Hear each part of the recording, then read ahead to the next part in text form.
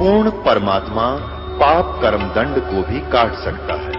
अभी तक जिस भी संत व महापुरुष से मिले उन्होंने यही बताया कि पाप कर्म फल भोगने से ही समाप्त होगा।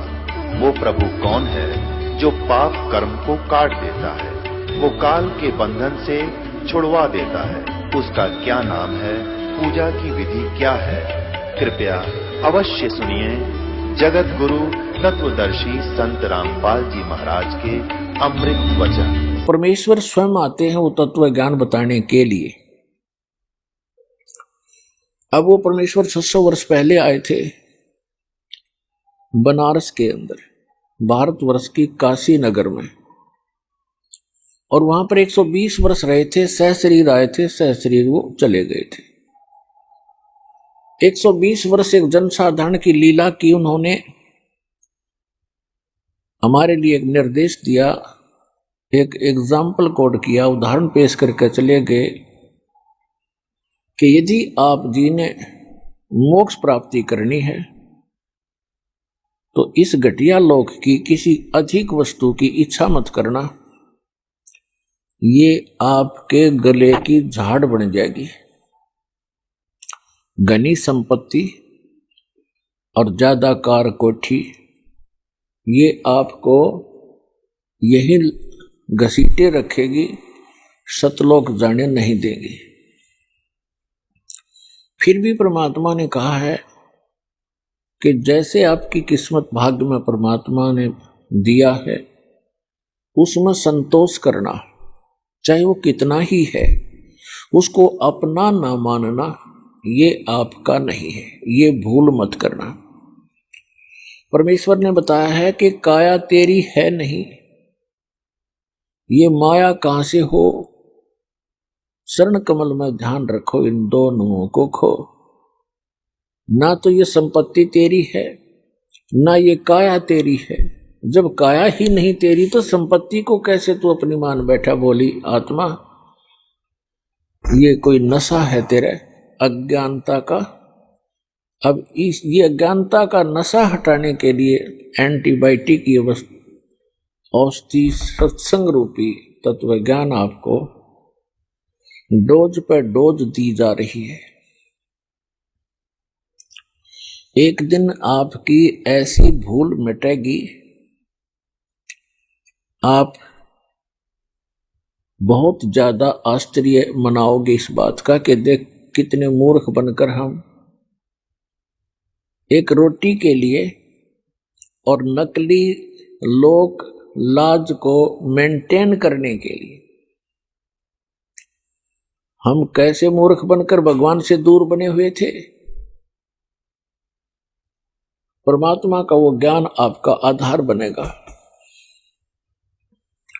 तो इस लोक में वो परमात्मा आते हैं, तत्व ज्ञान प्रचार करते हैं, और वो उन्होंने बताया है कि अक्षर पुरुष एक पेड़ है, निरंजन वाकी डार, सरपुरुष वाकी डार, और तीनों देवा शाखा है ये पात रूप संसार।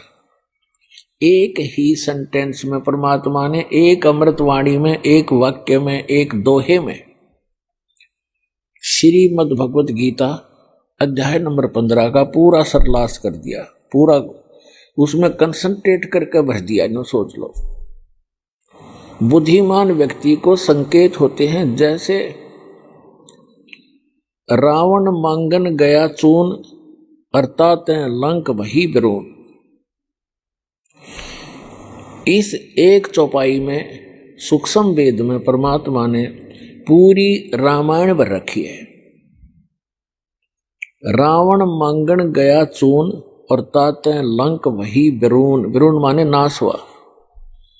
रावण आटा मांगने गया जिस कारण से उसकी लंका का सर्वनाश हुआ। जिसने वो कथा कहानी सुन रखी है, राम कहानी, अब उसका माइंड एक सेकंड में पूरी स्टोरी में घूम गया। रावण ने कहां से आटा मांगा, किस पे मांगने गया, कौन थी वो सीता, श्री रामचंद्र की धर्मपत्नी। रामचंद्र कौन था? राजा दशरथ का पुत्र। रावण ने छल करके सीता उठाई थी और रावण के कुल का नाश हो गया था। वह रामायण का पूरा जो रामायण की कथा चित्रार्थ होगी हमारे दिमाग में। इसी प्रकार श्रीमद् भगवत गीता अध्याय नंबर 15 का श्लोक नंबर 1 में स्पष्ट है, 1 और 2 में, कि उल्टा लटका हुआ संसार रूपी वृक्ष है। इसमें परमात्मा ने अपने सिंपल लैंग्वेज में बताया है, उस सूक्ष्म वेद में बताया है, एक ही सेंटेंस में पूरी सृष्टि रचना भर दी, पूरा डेफिनेशन ऑफ गॉड बता दी।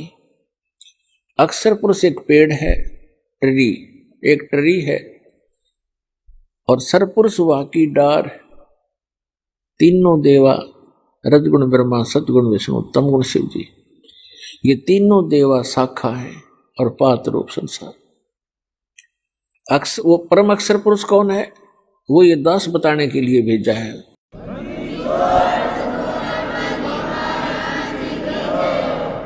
वही है जिसने अपनी द्वारा रची हुई सृष्टि को ठीक ठीक बताया, वो परम अक्षर ब्रह्म है। श्रीमद् भगवत गीता अध्याय नंबर 15 के श्लोक नंबर 1 से 4 का निष्कर्ष है कि अर्जुन, जब तत्वदर्शी संत तुझे मिल जाए, उसकी पहचान ये है कि वो इस संसार रूपी वृक्ष के सभी विभाग बताओगा। उसके पश्चात परमेश्वर के उस परम पद की खोज करनी चाहिए, जहां जाने के बाद साधक फिर लौटकर कभी जन्म मृत्यु में नहीं आते। और जिस परमेश्वर ने सारे ब्रह्मांडों की रचना की, उसी की भक्ति करनी चाहिए, और की नहीं। श्रीमद् भगवत गीता अध्याय नंबर 8 के श्लोक नंबर 1 में अर्जुन ने पूछा, आप जी ने गीता अध्याय नंबर 7 के श्लोक 29 में जिस तत्वब्रह्म की जानकारी दी है कि उस तत्वब्रह्म से परिचित, सारे अध्यात्म ज्ञान से परिचित और सभी कर्मों से परिचित प्राणी केवल जरा और मरण से छूटने का ही प्रयत्न करता है, तो वो किम तत्वब्रह्म, ऐसा वो तत्वब्रह्म क्या है जिसको जानकर संसार प्राणी साधक इस संसार की किसी वस्तु की इच्छा नहीं रखता। गीता ज्ञानदाता ने 8वें अध्याय के 3रे मंत्र में उसका उत्तर दिया है कि वो परम अक्षर ब्रह्म है, गीता ज्ञानदाता से अन्य है। तो वो परम अक्षर ब्रह्म ही हमारा सबका जनक है, वही हमारा पिता है, वही हमारी माता है, वही हमारा मित्र है, वही हमारा भाई है, वही हमारा मूल धन है। तुमेव माता च पिता तुमेव बंधु च सखा तुमेव विद्या च द्रविणम तुमेव सर्व मम देव देव। ये वो परमात्मा है जिसके अंदर ये सर्व गुण है, जिनका हम रह कर व्याख्यान सुना और सुनाया करते थे। अभी तक हमें परमात्मा की परिभाषा का ABC का भी ज्ञान नहीं था। अब आपको A से लेकर Z तक ज्ञान हो गया इस तत्व ज्ञान को सुनने से, क्योंकि ये ज्ञान परमात्मा ही बताता है, और परमात्मा के बताए कोड वर्ड को, सांकेतिक शब्दों को परमात्मा का कृपा पात्र ही समझ सकता है। 5500 वर्ष हो गए श्रीमद् भगवत गीता, पवित्र श्रीमद् भगवत गीता, पवित्र चारों वेद, पवित्र पुराण आदि सदग्रंथों को रचे हुए श्री वेद व्यास जी द्वारा रचे गए थे। आज तक ना तो Ved Vyas writer of the सदग्रंथ वो समझ सका, और ना ही आज तक के विश्व का कोई धर्मगुरु इन पवित्र सदग्रंथों के कोड सांकेतिक शब्दों को ना समझ सका। इस दास पर रजा करी परमेश्वर कबीर जी ने आप अपनी पुण्य आत्माओं के लिए ऐसे समय में जिस समय आप शिक्षित हो, सदग्रंथ हमारे जीवित हैं, अन्यथा ये 50-100 वर्ष के बाद ये सदग्रंथ आपके हाथों से निकल जाते, फिर हमारे पास क्या आ जाते? हनुमान चालीसा, गणेश जी की आरती, भगवान शिव की आरती है, जय गणेश देवा, माता थारी पार्वती, हम इसमें लगे रहते हैं। तो पुण्यात्माओं, आज का जो सत्संग है जो समागम है, वैसे तो सत्संग कोई भी किसी दिन का भी हो अमृत होता है, आत्मा के लिए एक विशेष आहार होता है। और असंख्य जन्मों के पुण्यकर्मी प्राणी हो आप, जो आप जी को ऐसे समय में मानव शरीर प्राप्त है, स्त्री या पुरुष का, जिनको सतलोक आश्रम बरवाला जिला हिसार हरियाणा के अंदर आने का और उपदेश प्राप्त करने का सौभाग्य प्राप्त हुआ। लख बर सूरा जूझ ही लख बर सावत दे, लख बर यति जहान में तब सतगुरु शरणा ले। आप कितने पुण्यात्मा हैं युगों युगों के। लाल की कीमत को जौहरी बता सकता है, लाल को अपनी कीमत का ज्ञान नहीं होता। परमात्मा कहते हैं गोता मारूं स्वर्ग में जा बैठूं पाताल।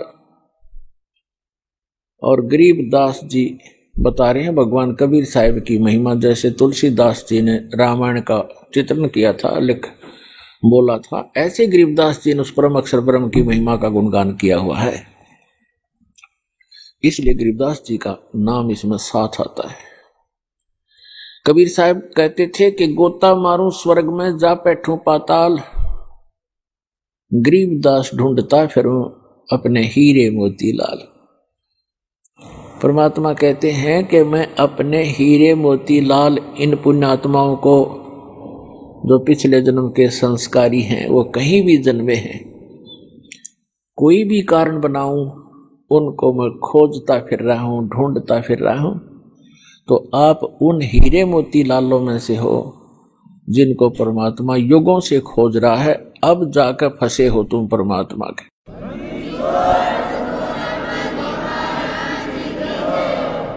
नहीं तो आप उस काल कसाई के फंसे थे, आज परमात्मा की जकड़ में आए हो पुण्यात्माओं।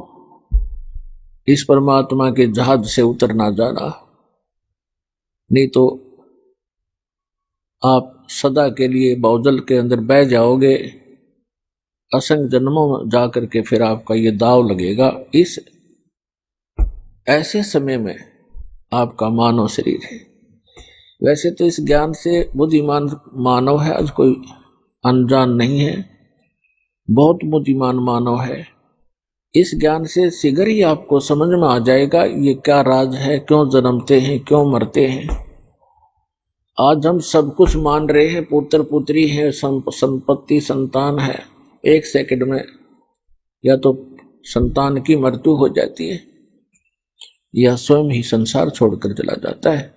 व्हाट इज दिस, ये क्या है? तो ये समझ में आओगा थोड़े दिन में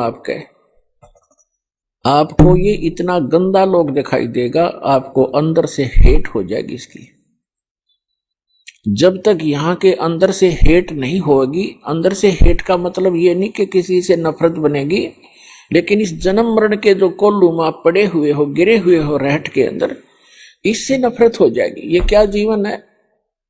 आज हम सारा लग रहे हैं, ये जोड़ दूं, कोठी बना लूं, झूठ बोली, चोरी करी, रिश्वत खोरी करी, मिलावट किया, सारा दिन कर्म बिगाड़े, एक कोठी बना ली, कार ले ली, कल मृत्यु होगी और फिर गधा बना फिर वहां करोड़ियों पे। क्या है ये? परमात्मा कहते हैं कोट जन्म तन भरमत हो गए, कुछ नहीं हाथ लगा रे, और कुकर सुकर खरबा बोरे, कौवा हंस पुगारे। कोटि जन्म तू राजा की, न मिटी न मन की आशा, और भिक्षुकों का दर दर घूमिया, मिला न निर्गुण रासा। तो कहने का भाव ये है कि आप जी को इस लोक का पता लग जाएगा कुछ दिनों में, और फिर आपकी स्थिति ऐसी हो जाएगी कि बंदी छोड़ दयाल जी तुम तक हमारी दौड़, और जैसे काग जहाज का अब सूजत और नेट हो रहे। जैसे समुद्री जहाज के अंदर कौवे बैठकर चले जाते थे, क्योंकि रास्ते में यात्री आहार करते, खाना खाते हैं, पुण्यकर्मी प्राणी होते हैं, पशु पक्षियों को अवश्य कुछ अंश अपने भोजन का डालते हैं। तो कौवे चले जाते हैं जहाज पर बैठकर। रात्रि के समय काफी समय बीत जाता है, काफी दूर निकल जाता है जहाज, सूर्य उदय पर। पुराने समय की बातें हैं, उस समय दिशा सूचक यंत्र जो होते थे इतने एफिशिएंट नहीं होते थे और वो कई बार इस चुंबकीय चट्टानों से डिस्टर्ब हो जाते थे। समुद्र के अंदर चुंबकीय चट्टान होती है, उनसे डिस्टर्ब हो जाते थे और जो जहाज के चालक होते थे वो अपनी दिशा और दिशा सूचक को चेक करने के लिए, उसकी जांच करने के लिए जहाज पर बैठे हुए कौवे को पत्थर मार मार कर उड़ने को विवश कर देते थे। और कौवे के अंदर एक विशेषता दी है परमात्मा ने कि वो भूलता नहीं रात्रि में भी तो कौन सी दिशा से चला था, पूर्व से चला था या पश्चिम से चला था या दक्षिण से चला था या उत्तर से चला था, तो वो तुरंत उसी दिशा को उड़कर चलता है, सीधा स्ट्रेट। उससे चालक तो अपनी दिशा की जांच कर लेता है कि हम सही दिशा में चल रहे हैं या नहीं, हमारा इंस्ट्रूमेंट ठीक काम कर रहा है कि नहीं।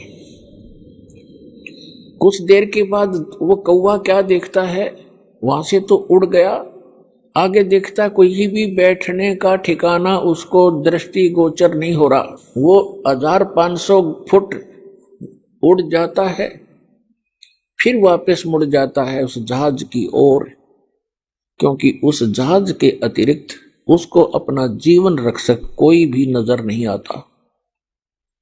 जहां भी देखता है वही डूबने का स्थान है, मृत्यु हो जाने का डर है। एक जहाज ही सुरक्षित स्थान उसको मिलता है। तो पुण्यात्माओं, परमात्मा ने एक संकेत दिया है कि एक दिन आपको कबीर भगवान और ये सतलोक आश्रम स्थान हरिदास के द्वारा दिया गया ये अमृत नाम और ज्ञान आपको ऐसा लगेगा जैसे परमात्मा कहते हैं, आप फिर ऐसे कहा करोगे, बंदी छोड़ दयाल जी तुम तक हमारी दौड़, और जैसे काग जहाज का अब सूझत और नठौर। इस परमात्मा कबीर जी के अतिरिक्त, इस सच्चे नाम के अतिरिक्त, इस सच्चे ज्ञान के अतिरिक्त आपको पूरा संसार ऐसा नजर आएगा जैसे जहाज के अतिरिक्त पूरा जल है जिसमें बैठते ही डूब जाओगे। भावार्थ ये है परमात्मा का, यदि आप कबीर भगवान को और सतनाम को छोड़कर यदि आप अन्य संत की शरण में जाओगे तो डूब गए, भगवान की भक्ति छोड़कर संसारिक इस काम में लग गए तो डूब गए। तो इससे पार होने के लिए ये राम नाम का जहाज आपने छोड़ना नहीं पड़े, छोड़ना नहीं है। इसके अतिरिक्त आपको जहां भी कोई भी क्रिया संसार के वो आपको डबोण की है, तारण की नहीं है। इतनी सी बात आपको कुछ दिनों में हृदय में दस जाएगी और तभी आप भक्त बनोगे। तो परमात्मा ने आके बताया है कि मानुष जन्म पाके जय नहीं रटे हरि नाम, जैसे कुआ जल बिना फिर बनवाया क्या काम। परमात्मा ने आकर ज्ञान दिया है कि मनुष्य जीवन प्राप्त करके जो प्राणी परमात्मा की साधना भक्ति नहीं करता उसका मानव शरीर ऐसा है जैसे वेल विदाउट वाटर, यानी कूप जल रहित। कितना सुंदर कुआ हो, कूप हो और कितनी उसके ऊपर चित्रकारी कर रखी हो, उसमें जल नहीं है तो वो नाम भले कुआ है पर गुण कुएं के नहीं है। ठीक इसी प्रकार जो साधना भक्ति नहीं करते प्राणी मनुष्य जीवन पा करके, उनका नाम मनुष्य अवश्य है पर गुण मनुष्य के नहीं हो सकते। फिर दूसरी बात यह है कि जो साधना करते हैं एक पूर्ण परमात्मा की भक्ति इष्ट रूप में ना करके किसी अन्य देव को इष्ट बनाकर आन उपासना करते हैं, वो साधना करते करते भी फेल हैं, उनकी साधना भी व्यर्थ है। तो पुण्यात्मा, आज का वो शुभ दिन है, इस दास के जीव का उद्धार हुआ था और इस दास को उपदेश प्राप्त हुआ था, और उपदेश भी वो जिसको हम खोजते खोजते असंख्य युग हो गए थे, वो उपदेश सहज में प्राप्त हुआ था। वो दिन आज भी भूला नहीं जाता इस दास से। यदि हम अंग्रेजी महीनों में गिने तो 17 फरवरी सन 1988 का वो शुभ दिन, और वैसे फाल्गुन अमावस्या थी जो आज फाल्गुन अमावस्या है, ये शुभ दिन। और इस समागम के अंदर एक दो विशेषताएं हैं। एक तो दास का आध्यात्मिक जन्म हुआ। परमात्मा की वाणी में लिखा है कि जिस दिन सतगुरु भेंटिया सो दिन लेखे जान, बाकी जन्म गंवा दिया व्यर्थ गया बिना गुरु के नाम।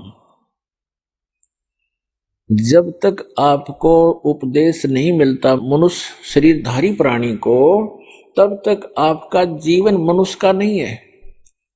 अन्य पशु पक्षियों जैसी ही हम क्रियाएं कर रहे होते हैं, वो मनुष्य जीवन नहीं है। जिस दिन से आपको गुरु प्राप्त होता है, सच्चा गुरु, सतगुरु और सत साधना, उस दिन आपकी आत्मा का जन्म समझ लो, पुनर्जन्म, आपका मानव का जन्म स्टार्ट होता है। जिस दिन सतगुरु भेंटिया सो दिन लेखे जान, और बाकी समय व्यर्थ गया गंवा दिया बिना गुरु के ज्ञान। तो दास को ये उपदेश प्राप्त हुआ, ये वो शुभ दिन है। और दूसरा इस समागम का महत्व है कि अमावस्या के तुरंत बाद जो एकम आती है, प्रथमा, उस दिन सन 1997 में इस दास को परम अक्षर ब्रह्म पूर्ण परमात्मा सत्य पुरुष कबीर देव जी ने दर्शन दिए, और इस समय को जो कि उन्होंने निर्धारित किया हुआ था, उसको बताया कि सार्थक समय है, अब इस सार नाम का दान करना प्रारंभ कर दे। तो पुण्यात्माओं, इस समागम के अंदर ये दो महत्वपूर्ण घटनाएं दास के जीवन में घटी हैं। अमावस्या को तो नामदान हुआ दास को, और 1997 की प्रथमा को परमात्मा के दर्शन हुए। इस सतनाम को और सारनाम को गुप्त रखना था, और इतना इम्पोर्टेंट मंत्र है ये, इसको अभी तक डिस्क्लोज नहीं करना था।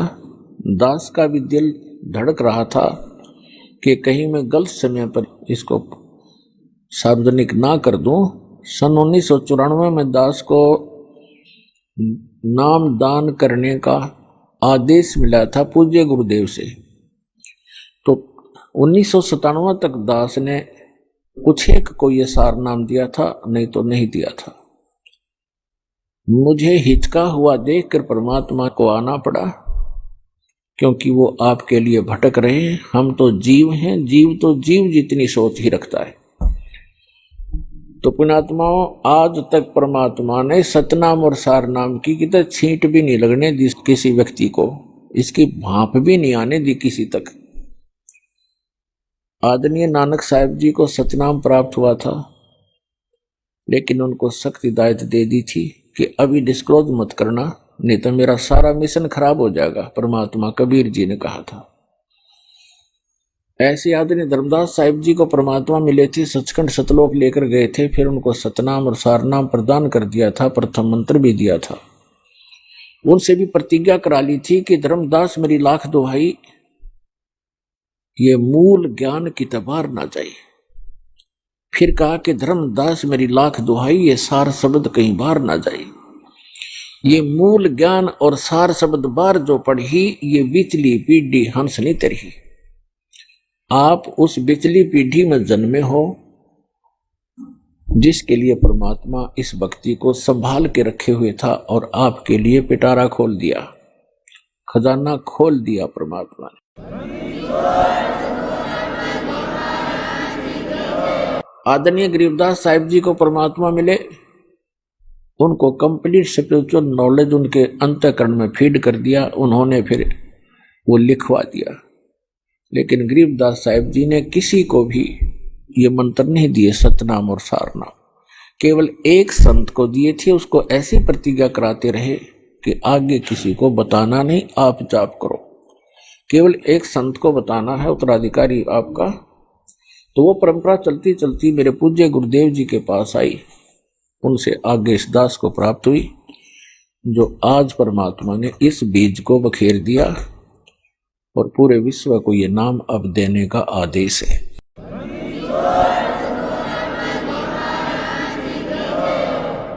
तो पुण्यात्मा, भक्ति करने के लिए, परमात्मा पाने के लिए, आत्म कल्याण कराने के लिए सबसे प्रथम हमारा गुरु होना चाहिए। परमात्मा कहते हैं गुरु बिन माला फेरते, गुरु बिन देते दान, गुरु बिन दोनों निष्फल हैं, चाहे पूछो वेद पुराण।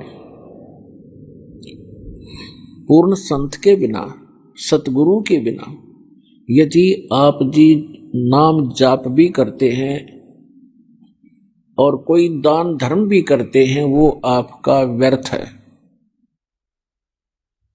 फिर उदाहरण देते हैं कि राम कृष्ण से कौन बड़ो, उन्हों भी गुरु कीन, और तीन लोग के वे धनी, गुरु आगे अधीन। परमात्मा हमें याद दिलाते हैं कि गुरु के बिना यदि कोई साधना करता है वो व्यर्थ है, दान धर्म करता है वो भी व्यर्थ है। फिर उदाहरण देते हैं कि कोई अपने आप में ये समझे कि गुरु की शरण में जाना आवश्यक नहीं है, तो आप जी यानी विशेषकर सनातनी लोग, हिंदू धर्म के व्यक्ति श्री राम और श्री कृष्ण जी को सुप्रीम पावर मानते थे। तो परमात्मा ने उन्हीं का उदाहरण देकर बताया है कि राम कृष्ण से कौन बड़ो, उन्हों भी गुरु कीन, और तीन लोग के वे धनी, गुरु आगे अधीन। श्री राम और श्री कृष्ण जी ने भी गुरु धारण किए। तो आप अपनी सतीथि से परिचित हो जाना कि आपका कैसे गुजारा होगा, आपका निर्वाह कैसे होगा बिना गुरु बनाए और भक्ति किए। उन्होंने भक्ति की, उन्होंने गुरु भी बनाए, आप जी जिनको भगवान मान रहे हो। तो पुण्यात्मा, बुद्धिमान को संकेत पर्याप्त होता है। परमेश्वर कबीर जी ने कहा था कि तीन लोक सब राम जपत है, जान मुक्ति को धाम,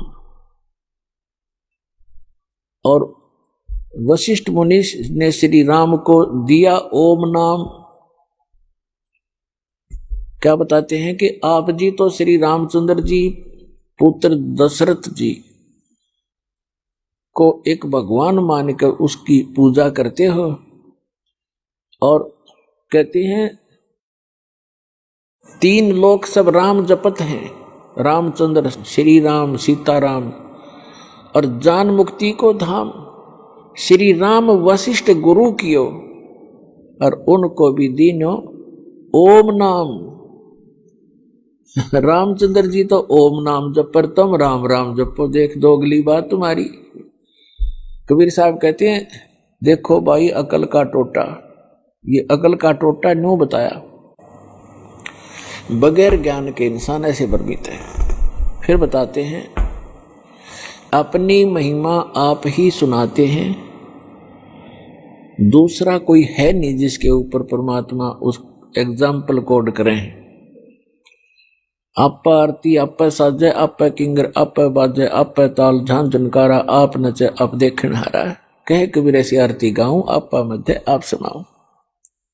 तो क्या बताते हैं कबीर साहब, कहते हैं कि सतगुरु के उपदेश का लाया एक विचार, जय सतगुरु मिलते नहीं तो जाते नरक द्वार। नरक द्वार में दूत सब करते खेचा तान, उनसे कभू न छूटता फिर फिरता चारों खान। चार खानी में भरमता कभू न लगता पार, सो फेरा सब मिट गया मेरे सतगुरु के उपकार। सात समुद्र की मसी करूं लेखनी करूं बन राय, धरती का कागज करूं गुरु गुण लिख्यो न जाए। पुण्यात्माओं, आप बालक हो, बच्चे हो, बिल्कुल नादान बालक, जो ये भी नहीं जानता कि मैं जिस गड्ढे में गिरने जा रहा हूं ये मेरी मृत्यु का कारण बन सकता है। आप ये भी नहीं जानते कि जिस सर्प को मैं पकड़ने जा रहा हूं ये आपको डस लेगा और आपकी जान का घातक, जीवन का घातक बन जाएगा। आप इतने अबोध हैं, आप ये नहीं जानते हो कि जो बिजली का तार नीचे टूट कर गिरा हुआ है, स्पार्किंग कर रहा है, लूज हो रहा है, उसको आतिशबाजी जानकर वो बालक नादान पकड़ने की चेष्टा करता है और मृत्यु को प्राप्त हो जाता है। तो पुण्यात्माओं, आप जी को जब इस गंदे लोक का ज्ञान होगा, आप जहां रह रहे हो, आप जिस माया रूपी सर्प को पकड़ने के लिए सारा जीवन बर्बाद कर देते हो, ये माया रूपी सर्प आपको खा जाएगा। लेकिन परमात्मा की शरण में आने के बाद आपको ये सर्प मिलेगा, लेकिन इसके दांत निकाल दिए जाएंगे। आपको 1 नंबर से धन देगा, क्योंकि फिर ये आपको डसेगा नहीं। 2 नंबर से कमाया हुआ धन आपके लिए सर्प बन जाता है, और 1 नंबर से कमाया हुआ और दान धर्म के द्वारा प्रतिफल से प्राप्त किया हुआ धन, उस माया के फिर दांत निकाल दिए जाते हैं, वो डसते नहीं। तो आपको ऐसे तरीके से धनी बनाया जाएगा, फिर इस माया से परिचित कराया जाएगा कि सर्व सोने की लंका थी वह रावण से रणधीरम, एक पलक में राज बिराजी जम के पड़े जजीरम। इस माया ने के चाटांगे जोड़ जोड़ के दर भी दी, यहाँ पर हम चले गए, पाछे हमारी सी निकम्मी संतान पैदा हो जा, वो पाप कर्म तो हमारे पल्ले लिखे गए और फूकेंगे वो बाद वाले। बच्चे की किस्मत वो साथ लिखा कर लाता है, उसको उतना ही मिलेगा। यदि इस परमात्मा की शरण में उसको जोड़ दिया तो वो जो उसको आवश्यक होगा वो सारा मिलेगा। हमने इस उद्देश्य से अपने कर्म नहीं बिगाड़ने चाहिए कि अपने बेटा बेटियों को धनी बनाऊं, मैं चाहे नरक में जाऊं। इसको कहते हैं आप स्पार्किंग वाले तार को पकड़ने जा रहे होते हो, पकड़ रहे होते हो। अब क्या बताया है कि आप इतने बालक हो, परमात्मा ने इन 3-4 अमृतवाणी में क्या बताया है कि परमात्मा स्वरूप संत, परमात्मा की कृपा पात्र उस सतगुरु से जो उपदेश मिल जाता है, फिर आपको ये बातें याद आवेंगी कि हे परमात्मा, जब कितना कहर हमारे ऊपर टूट पड़ता यदि ये नाम ना मिलता। परमात्मा कहते हैं कि सतगुरु के उपदेश का लाया एक विचार, और जय सतगुरु मिलते नहीं जाते नरक द्वार। ओए होए, पुण्यात्मा हमारे को मिसगाइड कर रखा है यहाँ पर।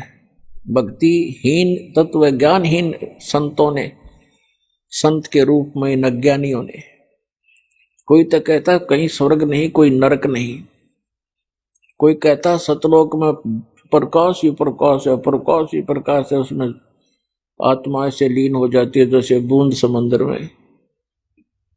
इनको कहते हैं नीम हकीम खतराए जान, little knowledge is the dangerous thing.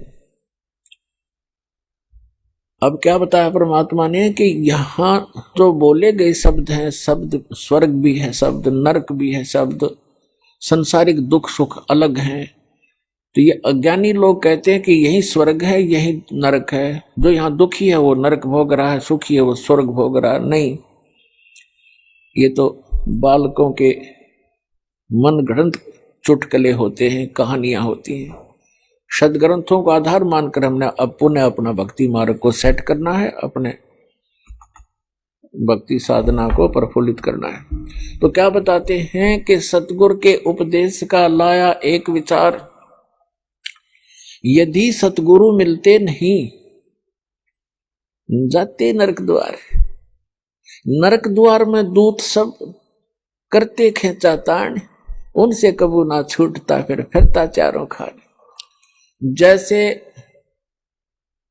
नरक में जब डाला जाता है इन प्राणियों को, उस समय उसके भयंकर दुख को देखकर, उसकी षड्हांत को देखकर वो वापस भागते हैं, क्योंकि लाखों की संख्या में ठोके जाते हैं उसमें, और वो वापस भागते हैं। पीछे यम के दूत बड़े बड़े भाले, छुर्रे, तलवार, मुगदर, ये गदा लिए खड़े होते, जो वापस भागता उसके सिर में मारते। सूक्ष्म शरीर में प्राणी मरता नहीं, पर दर्द दूना होता है। उनको ऐसे ठोका जाता जैसे पशु को फाटक में रोका करते हैं, लठ मार मार के, और फिर उसमें पटक देते हैं। तो वहां परमात्मा बताते हैं कि नरक द्वार में दूत सब वहां करते खेचा ताण, उनसे कदे नहीं छूटता, और फिर फिरता चारों खान। फिर उससे निकल कर नरक का जो समय भोग कर फिर बाहर आता तो 84 लाख प्रकार के इन प्राणियों के शरीरों में कुत्ते, गधे, सुअर, गंदी नाली के कीड़े, पशु पक्षी, जलचर, ये कष्ट और भोगने पड़ते हैं। और इस परमात्मा के सच्चे नाम से, सतगुरु की शरण में आने से ये सारे दुख बाईपास निकल गया आपके। अब विचार करके देखना पुण्यात्मा, भी तो आपने पता नहीं इस अध्यात्म ज्ञान का, आपने लोक वेद सुना है, दंत कथाएं सुनी है, फिर मानव शरीर में जिसको जरा सा थोड़ा सा सुख है उसने भगवान की हो सकता ही नहीं। और जब कैर टूट जाते हैं फिर भगवान की खोज शुरू होती है, तो ये नकली संतान की कमी नहीं, इनको ब्रह्माटिक करवा देता है ये काल, लुटपेट कर आखिर में ये नास्तिक हो जाते हैं या मृत्यु को प्राप्त हो जाते हैं। दो ऑप्शन छोड़ता है। अब आपको परमात्मा मिले हैं, आपके अपने पिता मिले हैं। माता पिता कभी अपने बच्चे को दुख नहीं देगा, चाहे आप कितना दुखी हो ले। तो आपको वो परमात्मा अब मिले हैं, वो पिता मिले हैं आपके। आप इसकी मर्यादा में रहना और इस जहाज से उतर मत जाना, फिर आप देखना आपको कैसे सुख देगा। क्या बताते हैं कि मानत नामन मोरा साधो, मानत नामन मोरा रे, बार बार मैं ये समझाऊं जग में जीवन थोड़ा रे। फिर क्या बताते हैं, कहते हैं शरण पड़े को गुरु संभाले, शरण पड़े को गुरु संभाले, जान के बालक भोला रे। कह कबीर तुम चरण चित राखो, जो सुई में डोरा रे।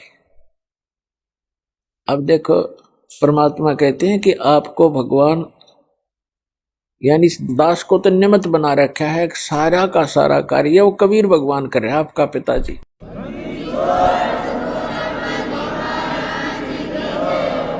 उसके लिए उन्होंने बताया है कि जैसे ये दास एक उस परमात्मा का चलता फिरता एक पावर हाउस है, लेकिन मेन पावर हाउस तो वो खुद है मालिक। वो थर्मल प्लांट है जहां से बिजली बनती भी है और आपको हमें प्राप्त भी हो रही है।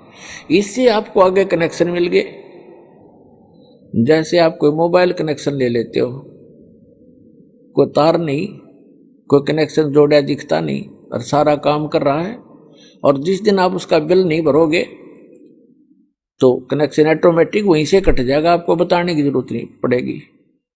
तो इस प्रकार ये दास एक चलता फिरता परमात्मा की पावर का एक छोटा वो समझ लो पावर हाउस, और इससे जिसको कनेक्शन मिलेगा उसके घर में वो पावर आएगी, उस परम पिता की 3 फेस की। और इसकी जो मर्यादा में रहना और इसका टैक्स आप भरते रहना, यानी आपकी मजदूरी करते रहना, दान धर्म करते रहना, या नाम की मजदूरी, राम नाम की कमाई करते रहना, तो आपका कनेक्शन ठीक रहेगा, तो पावर आपके घर पे आपका काम करती रहेगी।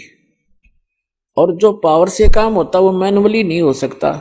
जैसे पशुओं का चारा काटा करते हाथ से, ऐसे मशीन थी, अब भी है गांव में गरीबों के पास, तो वो हाथ वाला काम तो मैनुअल जितना ही होता है। जब उसमें लगा दी मोटर और पावर का कनेक्शन मिल गया, कट कट कट कट 1 घंटे में ढेर लगा देती है। आटा पीसा करते हाथ से, वो मैनुअल 2 घंटा में जाकर 2 किलो पिसा करता। अरे 2 घंटा में ठोक दे, पीट दे 10 क्विंटल आटे को, और हाथ नहीं लगाना, कोई प्रयत्न नहीं, मेहनत नहीं। तो परमात्मा की पावर से जो आपके संसारी कार्य होंगे ऐसे अनोखे से होंगे। आपको अभी तक पावर का कनेक्शन नहीं मिला था, उन नकली पावर हाउसों से तुम कनेक्शन लिए बैठे थे, जो कीकर के लटकर तार बांध रहे थे अपने, और कहे थे पावर हाउस जितने भी संत और महंत और ये आचार्य और शंकराचार्य। तो सौभाग्य आपका कि आपको उस पावर का कनेक्शन मिल गया। फिर इस पावर के काम देखियो आप,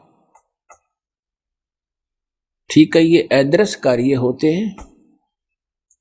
इस यहाँ की भौतिक पावर का हमने अलग से दिखाई देता, पर ये भी कुछ दिन में आपने न्यारा दिखाई देगा। आप कल्पना भी नहीं कर सकोगे, ऐसे सुख देगा आपको।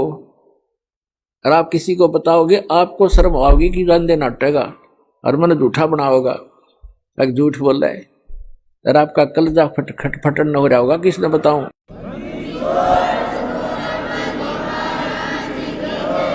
तो प्रसंग चल रहा है कि सतगुरु के उपदेश का लाया एक विचार, जय सतगुरु मिलते नहीं हम जाते नरक द्वार। नरक द्वार में दूत सब ये करते खेचा तान, उनसे कदे ना छूटता फिर फिरता चारों खान। 4 खानी में भरमता, 84 लाख योनियों में गधे कुत्ते सुअर की योनि भोगता, और कभू न लगता पार, 100 फेरा सब मिट गया मेरे सतगुरु के उपकार। ओए होए, यानी उस गुरुदेव जी के उपकार से ये सारा मेरा झंझट समाप्त हो गया। पुणात्माओं देखो, उद्देश्य रखना अपने यहां से पीछा छुटवाने का। ऐसा ज्ञान बता दिया जाएगा, आपको आत्मा से ग्लानि हो जाएगी पुनर्जन्म की, और जब तक आत्मा में हेट नहीं होगी इस पुनर्जन्म की, तो आपका कभी ना कभी पैर फिसल जाएगा। ठीक है, यदि आप पार नहीं हुए तो आपके पास इतना भक्ति धन हो जाएगा कि आपका हजारों युगों तक तो ये काल आपके पंजे धरती पर नहीं टेकने देगा, और इस पृथ्वी पर बिना मोक्ष नहीं हो सकता। ऊपर तेज का जबरदस्त भयंकर जाल है, वहां आपके पुण्यों का नाश करवाता है। वहां देवता बना के, इंद्र बना करके, वहां बड़े बड़े आपको होटल बना रखे, नाचना गाना सारा दिन काम में कोई नहीं, अपनी पूंजी आपकी नाश होती है। वहां ऐसे ऐसे जुगाड़ जोड़ रखे, और आपके ही कमाई से अपना यो धंधा चला रहा है, यो 21 ब्रह्मांड चला रहा है।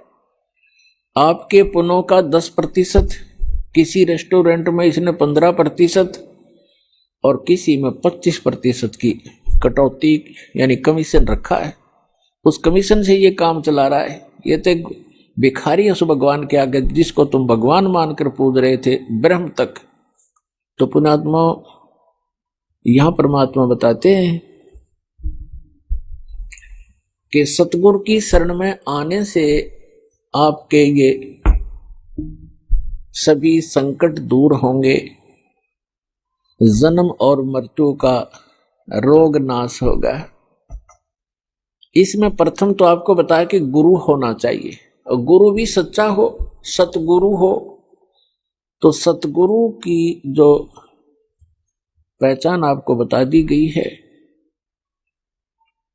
और जब तक सतगुरु नहीं मिलेगा आपका मोक्ष नहीं हो सकता है। उसके बाद फिर दूसरा आता है कि नम्रता हो। सत्संग में जब प्राणी आवे तो केवल ये उद्देश्य रखे। कैसे?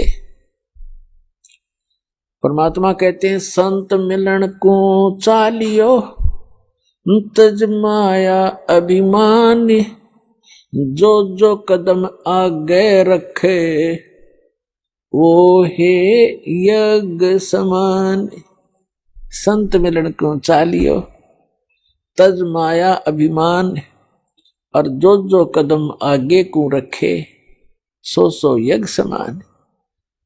अब जैसे आप यहाँ आते हो, आप चाहे कितने धनी हो, कितने आप उच्च पोस्ट प्राप्त हो, चाहे यहाँ का प्रधानमंत्री हो, चाहे पूरी पृथ्वी का राजा हो, परमात्मा के मिलने के लिए जब चले, यानी सतलोक आश्रम बरवाला की तरफ जब चले, कहते हैं संत मिलन को चालियो तज माया अभिमान। और जो जो कदम आगे को रखोगे, फिर माया अभिमान से लैस होकर के, रहित होकर के, एक आत्म रूप में, एक दास रूप में आप इधर को प्रस्थान करोगे। आपके एक कदम के रखने की कितनी वैल्यू बताई है, कितना पुण्य होगा आपको।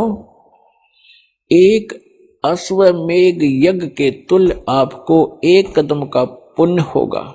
चाहे आप गाड़ी में आते हो, चाहे अपनी किसी मोटरसाइकिल कार में आते हो, चाहे बसों से आते हो, ये सारे कदम हैं, जैसे किलोमीटर होते हैं, तो संतों ने इसको कदमों में मापा है कि वहां से यहां तक जितने भी आपके कदम रखे गए, जितने कदम बने, कहते हैं उतने ही यज्ञों का पुण्य मिलेगा यदि आप इस भाव से सत्संग के अंदर आओगे।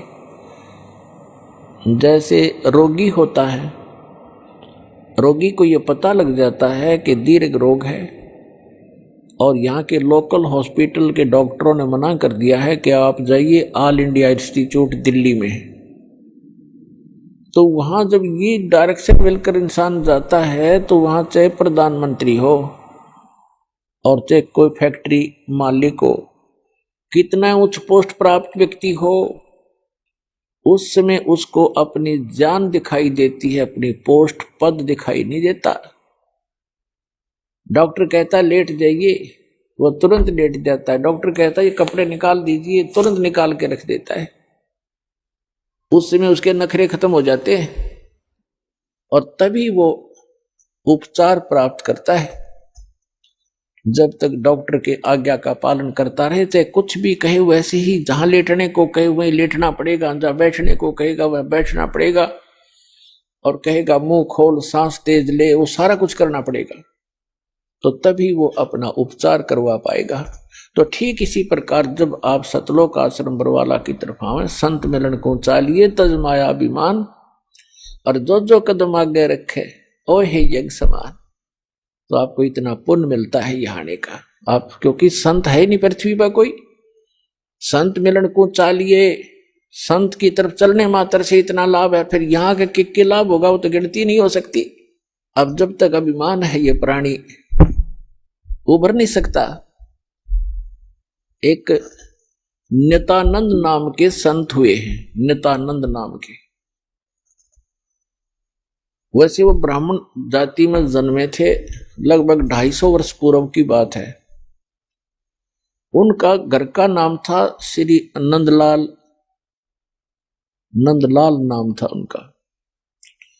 उनके माता पिता बचपन से ही मर गए थे, मृत्यु को प्राप्त हो गए थे। उनका पालन पोषण नाना नानी के घर हुआ था। उनके नाना जी जो थे, नंदलाल जी के नाना जी, नारनौल के नवाब के यहाँ एक उच्च पोस्ट प्राप्त थे। और जब ये नंदलाल जी युवा हुए, ब्राह्मण कुल में थे ये, तो इनको भी वहां एक तहसीलदार की पोस्ट पर नियुक्त करवा दिया। नंदलाल जी तहसीलदार थे, घोड़ा इनको प्राप्त था, बंठन कर चलते थे। उसमें जो तहसीलदार की वैल्यू जनता में होती थी, इज्जत होती थी, आज के तो मेरे ख्याल में मंत्री की भी ना होगी। नंदलाल जी का विवाह हो गया था, संतान प्राप्ति अभी हुई नहीं थी। अब कहते हैं ना जाने कब भाग्य उदय हो जाता है प्राणी का। एक दिन नंदलाल जी अपने महल के, अपने मकान के छत पर, गर्मियों के समय में छत पर टहल रहा था। रात्रि में नींद आई नहीं, और उसने क्या देखा कि कहीं थोड़ी सी दूरी पर रात्रि के समय किसी के घर पे कोई संत आए हुए हैं और परमात्मा की कथा सुना रहे हैं, सत्संग कर रहे हैं। अपन आत्माओं पिछले जब से होते हैं पूर्ण हंस मुराद, ये पिछले संस्कार होते हैं जो आदमी परमात्मा की तरफ आत्मा आकर्षित होती है।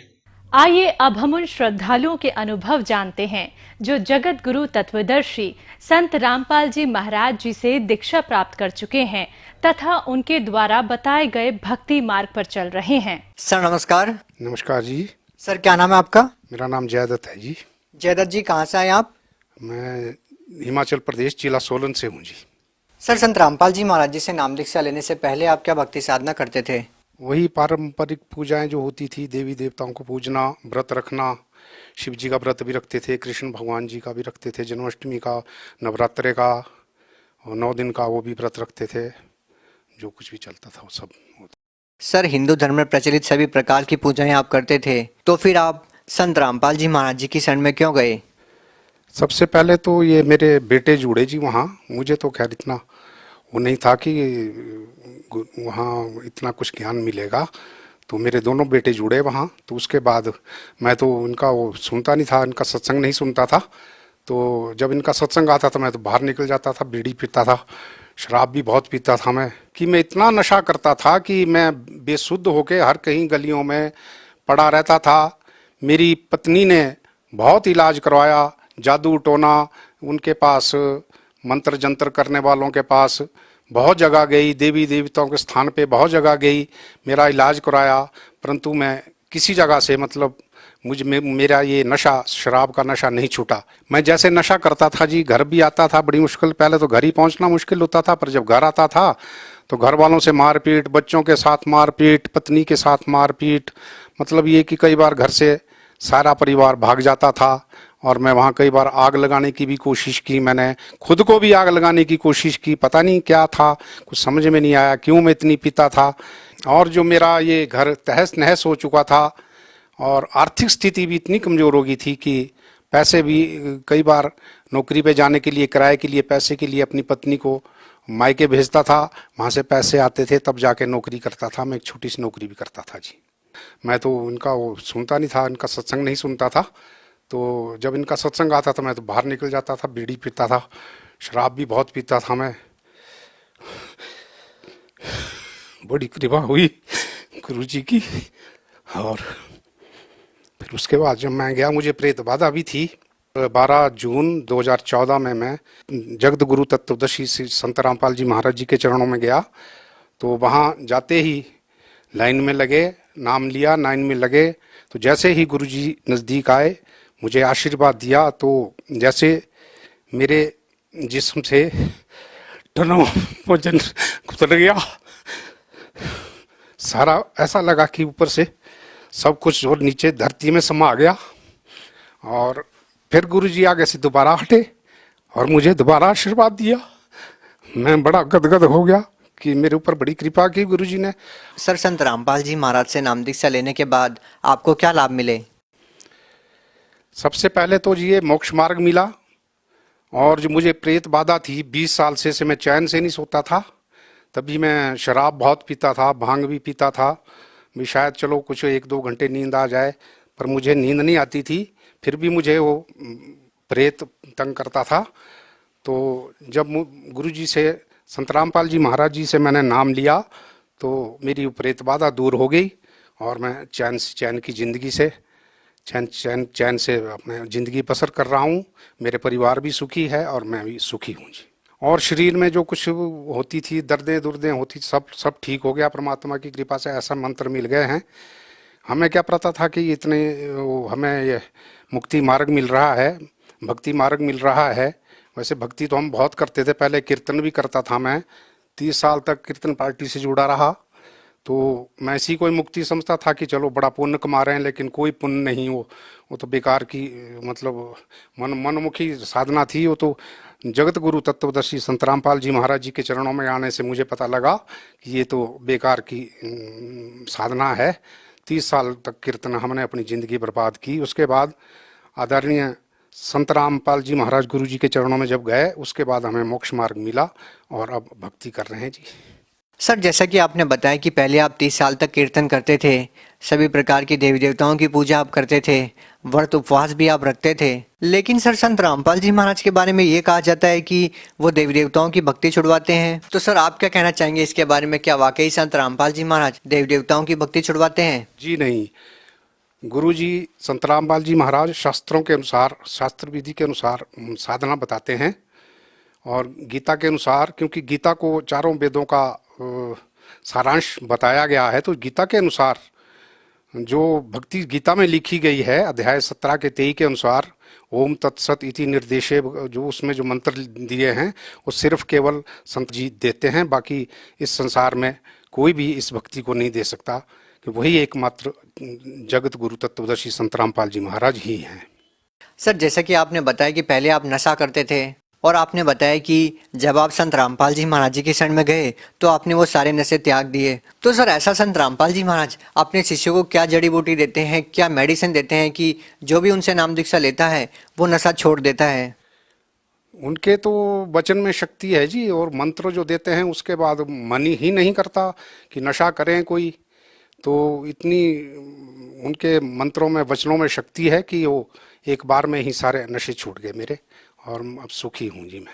सर, जैसा कि आपने बताया कि संत रामपाल जी महाराज जी की शरण में जाते ही आपका नशा छूट गया, लेकिन सर अभी भी बहुत सारे ऐसे लोग हैं जो नशा करते हैं और वो चाहते हैं कि उनका भी नशा छूट जाए, लेकिन वो नहीं छोड़ पाते हैं।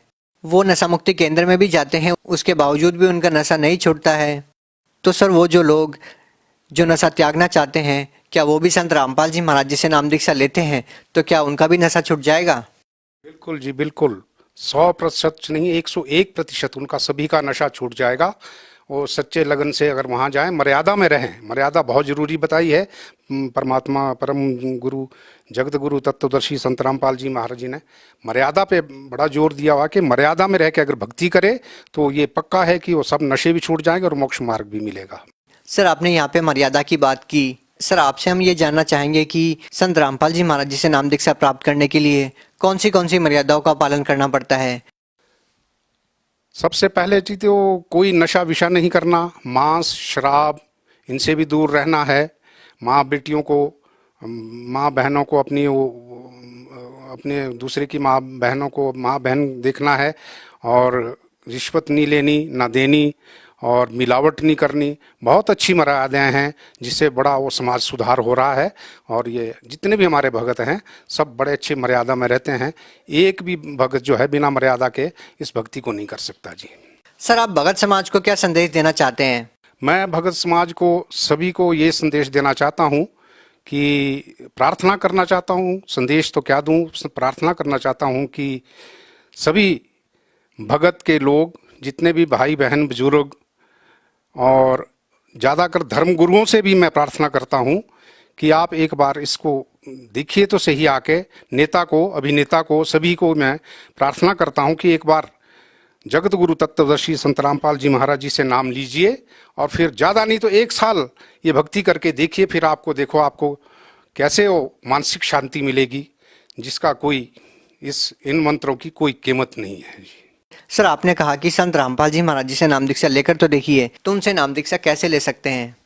जगत गुरु तत्वदर्शी संत रामपाल जी महाराज जी के अनेकों चैनलों पर कार्यक्रम आते हैं। तो उन चैनलों पे नीचे एक पट्टी चलती है, उस पे आश्रम के नंबर आते हैं। उन नंबरों पे संपर्क करके आप अपने नज़दीक जो भी नामदान स्थल हो वहाँ जाके आप जगत गुरु तत्वदर्शी संत रामपाल जी महाराज जी से नाम लेकर अपना कल्याण करा सकते हैं जी। जी धन्यवाद। धन्यवाद जी।